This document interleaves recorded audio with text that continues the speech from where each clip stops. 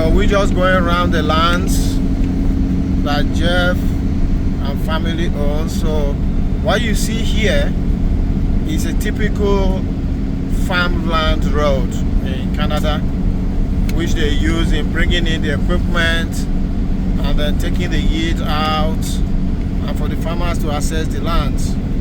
So this is kind of infrastructure that will be needed.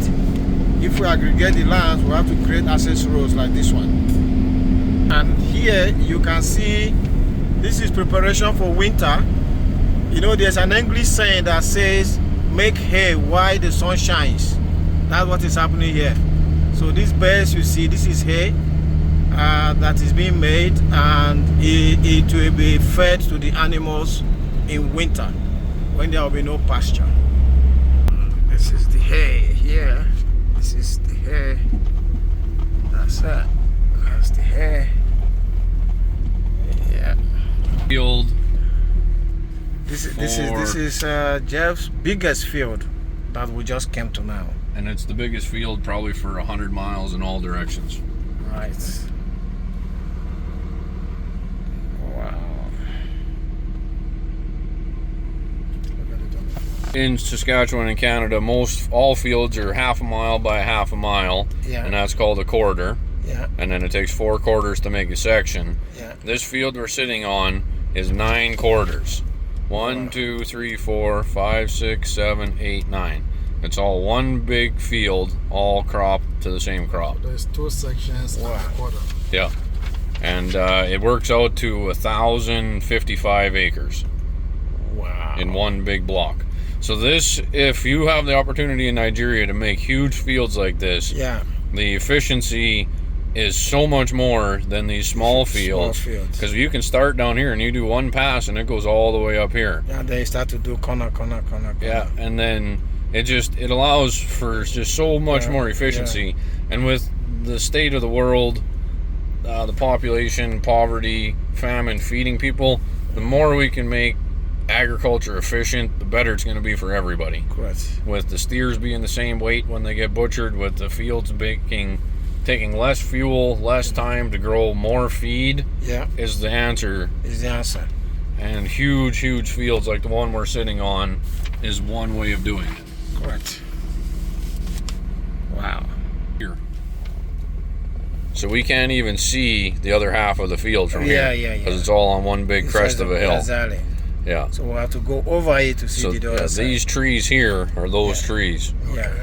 And we're gonna go. I'd like to drive across it, but I'm not gonna. We're gonna go back around and then come up to this side so you can see it from this side. Correct.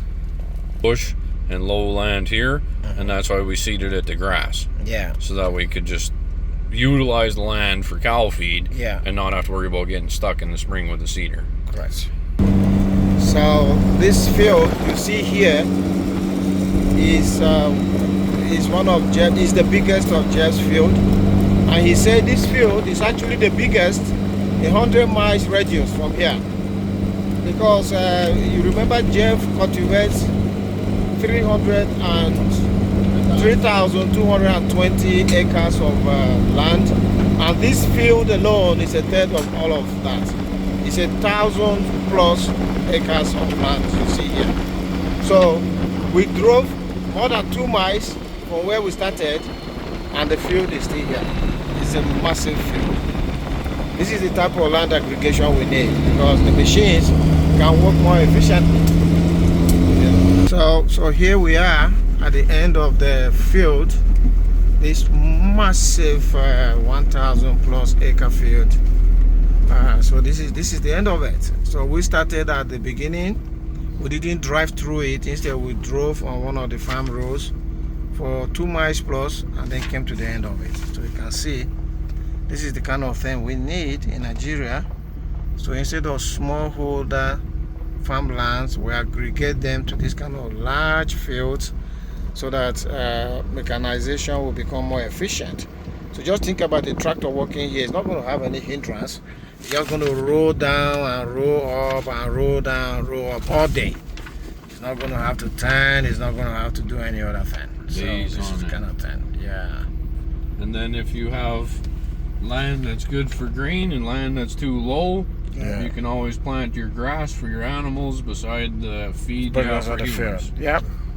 So as Jeff is explaining, with this kind of field, you can plant canola here, which is used for oil for human consumption or industrial uses. You can also plant grass for animals.